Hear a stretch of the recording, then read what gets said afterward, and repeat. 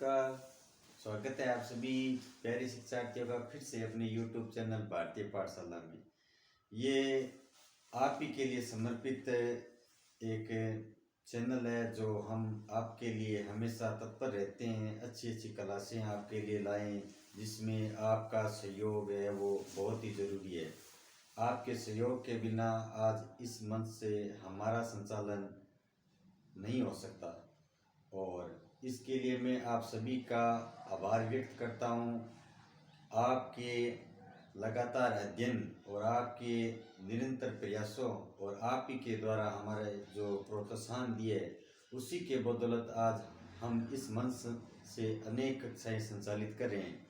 तो मैं बहुत बहुत धन्यवाद देना चाहूँगा सभी इस YouTube चैनल पर देखने वाले मेरे प्यारे विद्यार्थियों का, शिक्षार्थियों का, मित्रों का, सभी का जो हमें इस मंच पर हमेशा प्रेरित करते रहते हैं और हमें एक बड़े ही उत्साहवर्धन के साथ नई कक्षाएं लाने के लिए आग्रह करते हैं। मैं बहुत ही शुक्रगुजार हूँ उन सभी का जो मैं इस मंच से आज संचालन कर रहा हूँ। अगर मेरे द्वारा जो भी शिक्षा आपको अच्छी लग रही है तो ज़रूर आप आगे अपने मित्र जो शिक्षार्थी है, कोई विद्यार्थी है, उनको भेजिए। अगर हमारे चैनल से कोई भी विद्यार्थी नया जुड़ा है तो एक बार चैनल को ज़रूर सब्सक्राइब कर ले ताकि आगे जो हम अनेक कक्षाएं विभिन्न प्रतियोगी परीक्षाओं को देखते हुए संचालित करेंगे तो वो पूर्व में तैयार रहे और जैसे ही हम संचालित करेंगे आपको नोटिफिकेशन सबसे पहले मिल जाएगा। चलो इसकी कड़ी में हम आगे अध्ययन करते हैं छंद का। छंद में आज हम पढ़ रहे हैं कुंडलीय छंद और कल हमने पढ़ा था छपईय छंद और उससे पहले हरिगीतिका और उससे पहले गीतिका छंद और उससे पहले हमने छंद के अर्थ, परिभाषा और मात्रिक, वर्णिक और जो छंद के जो नियम होते हैं, गण होते हैं, तुक, लय, गति, यति, इन सब पर हमारे द्वारा विभिन्न जो संचालित कक्षाएं हैं पूर्व में एक बार आप उनको जरूर देखना ताकि आपको छंद के बारे में यहाँ पढ़ने से पहले उनका अध्ययन करना बहुत ही आवश्यक है। तो आप विशेष तौर से छंद पढ़ने से पहले आप इनकी जो पूर्व में कक्षाएं एक बार उनको जरूर देखें। आज हम पढ़ते हैं कुंडलीय छंद।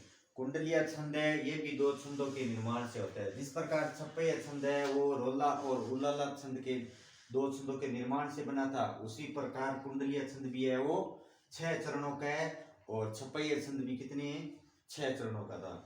इस छंद में 6 चरण होते हैं, प्रत्येक चरण में 24 मात्राएं होती है। अगर हम एक तुलना की बात करें छपईय और कुंडलिया तो छपईय में भी 6 चरण थे और इसी में भी 6 चरण है, लेकिन छपईय में प्रथम 4 चरण है वो रोला के थे और 2 उलाला के थे। यहाँ पर प्रत्येक चरण में, यहाँ पर तो प्रत्येक 6 के 6 चरण है, इनमें सभी में कितनी मात्राएं हैं 24 मात्राएं हैं। लेकिन इसमें जो प्रथम 2 पंक्तियां हैं ये दोहा की है और 4 है वो रोला की है। तो दोहा में भी कुल मात्राएं 24 है और रोला में भी कुल मात्राएं कितनी है 24 है। इसलिए ये संपूर्ण छंद है वो कितनी मात्राओं का है 24 का है। और कितने छंदों से मिलकर बना है 2, पहला दोहा और दूसरा रोला। आइए आगे हम विस्तार पूर्वक इनकी अध्ययन करते हैं। प्रारंभ में 2 पदों का एक दोहा। प्रारंभ में 2 पदों का एक दोहा, ये क्या है दोहा। और फिर 4 पदों का रोला, फिर ये 4 पदों का रोला। मुख्यतः यहीं पर हमें ध्यान में रखना है, रोला जोड़कर कुंडलीय छंद की रचना होती है। तो कुंडलीय छंद की रचना किनसे होती है 2 पद दोहे के और 4 पद रोला के। और छपईय में 4 चरण रोला के और अंतिम 2 उलाला के। इस प्रकार हमें दोनों छंदों की यहाँ पर हमने तुलना भी कर ली ताकि हम याद रख सके, किसी प्रकार की कोई कंफ्यूजन नहीं। अब हम मात्रा के आधार पर पता करते हैं और यति के आधार पर पता करते हैं किस प्रकार हमें इन छंदों को पहचान सके। बीती ताही विसारी दे आगे की शुद्धि ले, जो बनी आवे सहज में ताही में चित दे। ताही में चित दे बात जो ही बनी जाए, दुर्जन हंसे न कोई चित में खेद न पाए। कह गिरधर कवि राय, यह कर मन पर बीती, आगे की सुधी ले, समझी बीती सो कीती। ये भी बात है कि यह छंद जिस शब्द से आरंभ होता है उसी से समाप्त होता है, अर्थात जो वर्णों के आधार पर गुरु और लघु वर्ण होते हैं उसी के आधार पर ये छंद है वो शुरू होता है और उसी के आधार पर ये छंद क्या हो जाता है, समाप्त हो जाता है। हमें ये भी थोड़ा विशेष रूप से ध्यान में रखना चाहिए। बीती कीती, यहाँ पर दोनों क्या है, गुरु है, और यहाँ पर क्या है, दोनों गुरु है। और शब्द की बात करते हैं तो अंत में ती और यहाँ पर भी ती। इस प्रकार जिस शब्द से ये आरंभ होता है उसी से भी क्या हो जाता है, ये समाप्त हो जाता है। अब आइए अब हम इनकी मात्राओं की गणना करते हैं, क्योंकि प्रत्येक छंद में मात्राओं की गणना या तो मात्राओं के आधार पर गणना की जाएगी या फिर वर्णों के आधार पर। अभी हम जो छंद पढ़ रहे हैं वो कौन सा पढ़ रहे हैं, मात्रिक छंद, तो इसलिए हमें यहाँ पर मात्राओं की गणना करनी आवश्यक है। बीती में क्या है, जहां पर है बड़ी मात्रा है वो हमें मात्राओं के मैंने पहले भी बताया है, अब तो आप बिल्कुल समझ गए। दो मात्राएं गुरु, दो मात्राएं गुरु, दो मात्राएं लघु, लघु गुरु, लघु गुरु, गुरु गुरु गुरु, लघु लघु गुरु लघु। अब आइए हम इन मात्राओं को गिनते हैं। 2 4 6 7 8 10 11 और 2 13, ये कितनी मात्राएं, 13। 2 4 6 7 8 9 10, गुरु गुरु गुरु गुरु, लघु लघु गुरु और लघु। 2 4 6 7 8 10 1 11, सही है। यहाँ पर यत्ती आई है वो कितने पर आई है, ये बात मुख्यतः हमें ध्यान रखनी है, 13 11। और 13 11 यत्ती पर क्या होता है, दोहा छंद होता है। हमें ये बात है मुख्यतः ध्यान में रखनी है, जो यत्ती आई है वो 13 और 11 पर आई है, ये दोहा छंद में, क्योंकि इसमें 6 चरण होते हैं इसलिए हमें यत्ती का भी ध्यान में रखना पड़ेगा। तो अब हम बात करते हैं रोला में। हमने कल ही पढ़ा था रोला में कितनी अक्षरों के बाद में यत्ती का प्रयोग हुआ था, तो रोला में 11 और 13 पर, यहाँ पर क्या हो रहा है, उल्टा उसी का 13 और 11 पर। रोला में कल हमने पढ़ा था, अभी हम मात्राओं को भी गिन लेते हैं, उसके आधार पर रोला की मात्राएं कितनी होती है।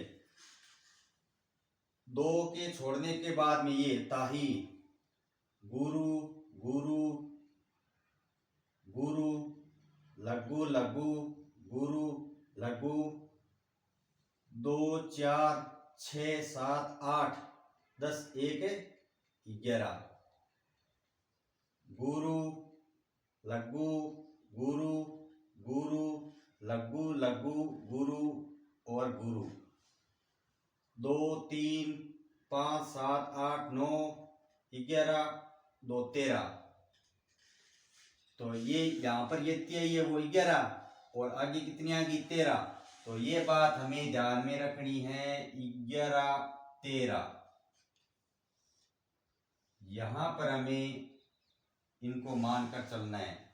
तो आप भी इनका 2 से 4 बार दोहरान जरूर कर ले। 13 11 पर यत्ती है वो दोहा में आती है और 11 और 13 पर रोला में। और उलाला में कितनी आती है, 13 और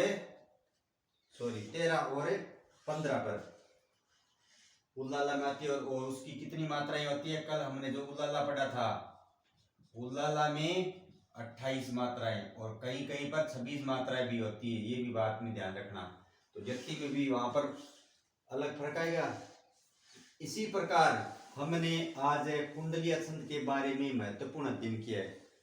ये आपकी आगामी first grade, second grade, third grade जो रीट की तैयारी करने वाले हैं और कक्षा 12 के विद्यार्थी जो भी तैयारी करने वाले हैं और जो भी महान वो छंद को रोचक तरीके से पढ़ते हैं और जो रुचि लेते हैं उनके लिए भी ये क्लास है वो महत्वपूर्ण क्लास है। तो मेरे कहने का तात्पर्य यही है कि जो भी विद्यार्थी छंद की और हिंदी व्याकरण में हमारे प्रकरणों को देखने के लिए जरूर एक बार पीछे की क्लासें देखिए। मैं आपसे आग्रह करता हूँ अगर आपको अच्छी लगे तो ज़रूर कमेंट करिए। अब हम कल फिर से एक नए छंद के साथ आपके साथ मैं अच्छी क्लास लेकर आऊँगा। तब तक के लिए मैं आज्ञा लेता हूँ। जय हिंद, जय भारत।